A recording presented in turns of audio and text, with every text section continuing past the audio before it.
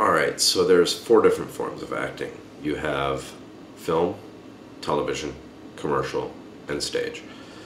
Stage is going to be your most liberating. That's where you have the most freedom of choice. It's the most exciting, and it's the least time commitment. I mean, you can do a stage show, you work 2 hours a day. It's awesome.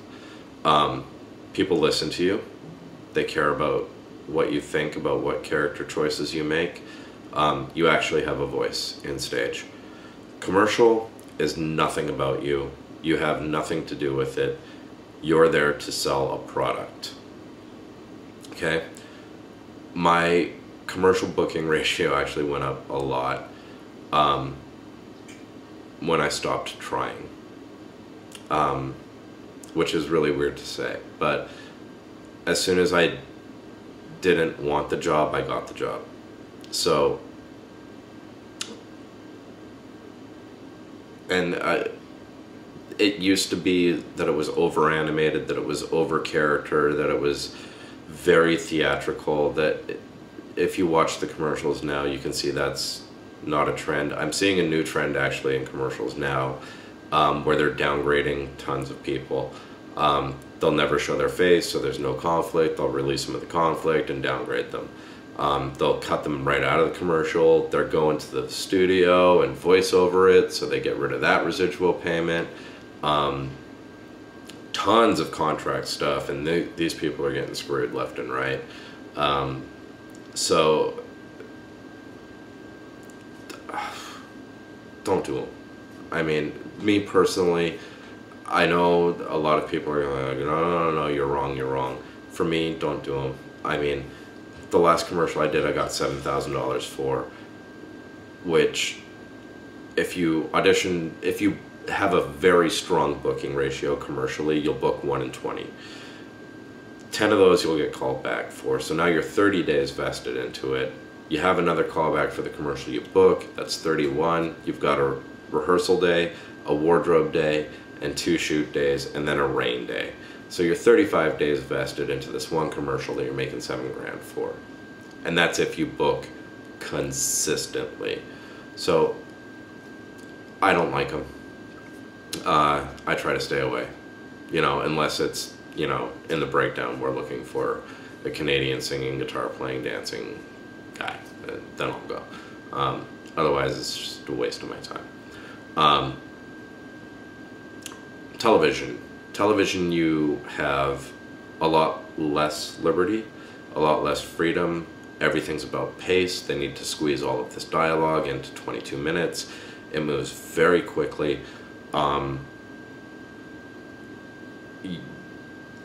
You know, you're shooting anywhere from 6 to 8 pages a day. It moves very rapid. And you don't have time to really process a lot of the dialogue just because, you know, they've got to fit it into 22 minutes or, you know, into 48 minutes. So you don't have time to really listen and digest and react and think about what's being said to you. The pace is much quicker. And you'll understand pace with your improv class and some of the methods that you're training with.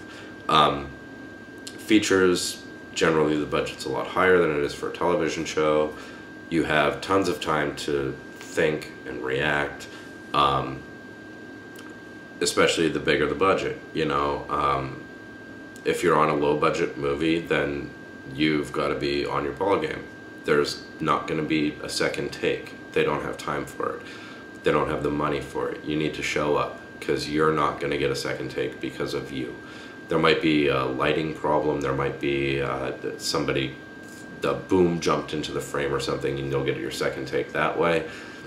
If you want it, it's probably not going to happen. Your job is to do it right the first time. If there's $250 million to spend, you're going to get your second and third and fourth and fifth take. If there's $500,000 to spend, sorry, you got one shot. Get it right. Now, there's a great, here I go plugging another book, but there's another great book called A Star Is Found, written by Janet Hirchinson and Jane Jenkins. They started the casting, I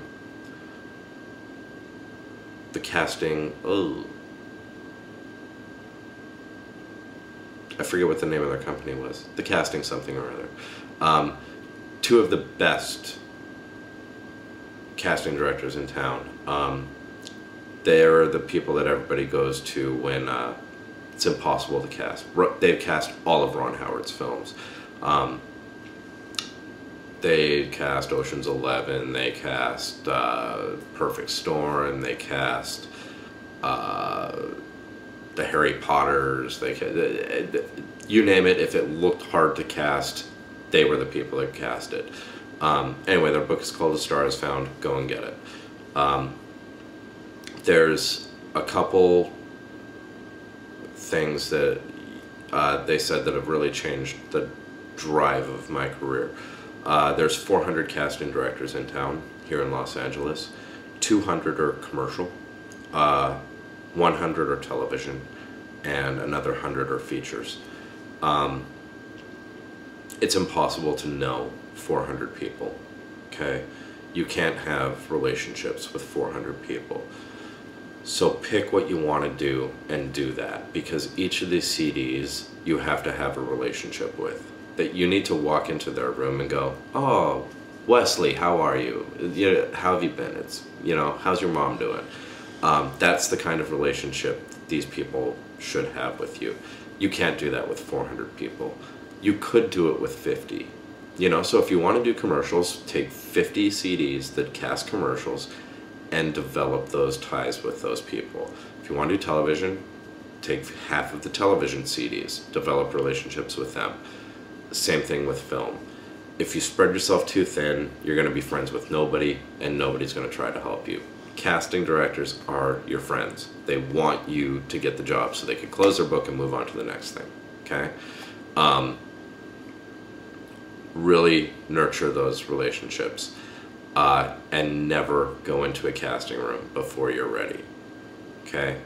Do not go in to Danielle Aquilia when you've had 2 acting classes, because that door will close on you for good, okay? Don't stink up the room, because you might not ever get back in there. All right, and we're gonna move on.